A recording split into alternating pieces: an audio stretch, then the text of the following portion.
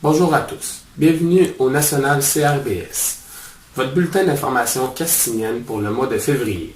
Commençons par un événement heureux, une célébration tout particulière, le 96e anniversaire du régent de Grave Louis-Philippe Ier, le doyen des chefs d'État micronationaux. C'est le 28 janvier dernier que le régent de Grave de Saint-Castin a célébré son 96e anniversaire de naissance.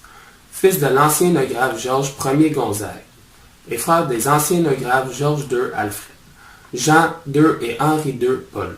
Louis-Philippe Ier accédé au titre du Grave de Saint-Castin en 1976, suite au décès soudain d'Henri II Paul survenu à la suite d'une crise cardiaque alors qu'il jouait un match de hockey. C'est donc avec à ses côtés la princesse Hélène que le Grave a tenu à sa résidence de la baie des Haha.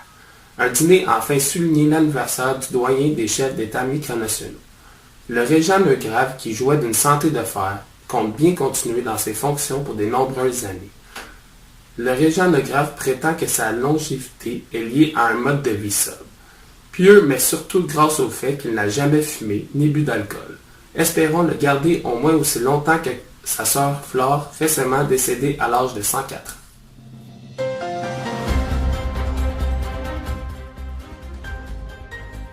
Léonard Castley, le fondateur de Hot River en Australie occidentale, est décédé à l'âge de 93 ans. Prince Léonard est décédé après être entré à l'hôpital ce week-end d'une infection pulmonaire. Il a confié les rênes de Hot River à son fils en 2017 après plus de 40 ans à sa tête. Connu sous le nom de Prince Léonard, il a décidé de se séparer l'Australie et de former la principauté de Hot River en 1970 après un conflit avec le gouvernement de l'État concernant les quotas de production du blé. Il a engagé dans une bataille juridique avec le Bureau australien des impôts pendant plusieurs années, mais en 2017, il a été condamné avec son fils futur à payer 3 millions de dollars en impôts sur le revenu. Le prince Léonard a été admis à l'hôpital ce week-end avec une infection pulmonaire et est décédé tôt mercredi matin.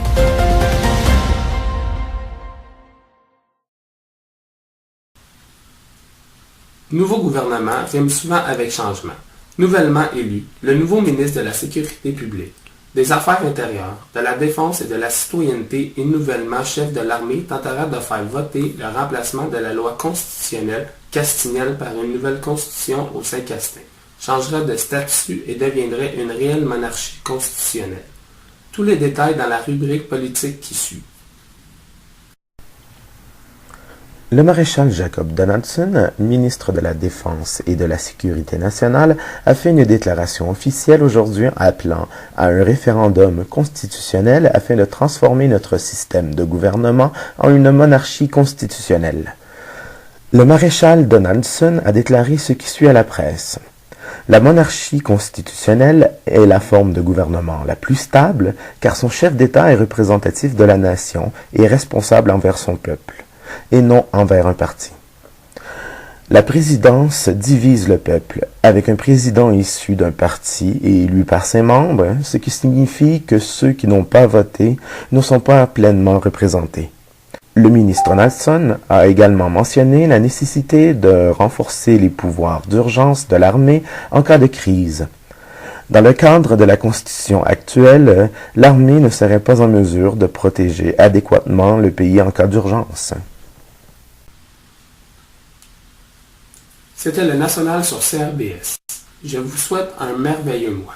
Nous nous revoyons en mars pour un long bulletin de nouvelles castiniennes sur les ondes de la CRBS.